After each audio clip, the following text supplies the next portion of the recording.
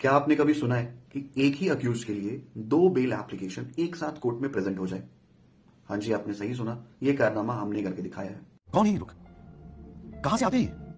तो हुआ यूं कि अक्यूज की फैमिली ने मुझे हायर किया और उन्होंने जो आईडी प्रूफ दी थी अक्यूज की, उसमें अक्यूज का नाम मिस्टर ए था। और अक्यूज के दोस्तों ने भी एक और वकील साहब को हायर कर लिया और दोस्तों ने जो आईडी प्रूफ दी अक्यूज की, उसमें नाम उनका मिस्टर ए पासवान था। अब हम दोनों वकीलों ने अलग अलग बेल एप्लीकेशन डाल दिया। मेरे केस का टाइटल था स्टेट वर्सेस मिस्टर ए और दूसरे वकील साहब का नाम था state versus mister A Paswan. अब दोनों का सेम टाइम पे आगे पीछे दोनों का कोर्ट में कॉल हुआ नाम। हम दोनों वकील पहुंच गए जज के सामने और हमें देख के जज साहब का कुछ रिएक्शन इस प्रकार का था। फिर आगे क्या हुआ?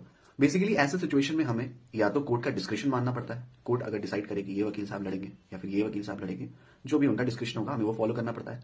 या फिर कोर्ट जो है क्लाइंट से पूछती है कि भैया आपका वकील है कौन, इधर। या फिर अगर मान लो क्लाइंट अवेलेबल नहीं था, हो जैसे कि हमारे सिचुएशन में हमारा क्लाइंट तो जेल में और उसकी फैमिली भी नहीं आई थी, तो ऐसे सिचुएशन में एक और डेट लगाई जाती है फॉर द क्लैरिफिकेशन। नहीं तो एक और ऑप्शन अवेलेबल होता है, कोई एक वकील साहब अपना केस वापस ले ले या फिर दोनों एक साथ प्लीड करें, क्योंकि अल्टीमेटली हमें क्लाइंट का इंटरेस्ट देखना है। तो इस सिचुएशन में हमने फोर्थ ऑप्शन को सिलेक्ट किया। वैसे हमारे केस में टीआईपी नहीं हुआ था, जिसकी वजह से हमारा बेल जो है, हमें बेल नहीं मिला और हम दोनों वकील साहब ने अपने बेल को विड्रॉ करा और अपने अपने दुख के साथ घर को आ गए। धन्यवाद।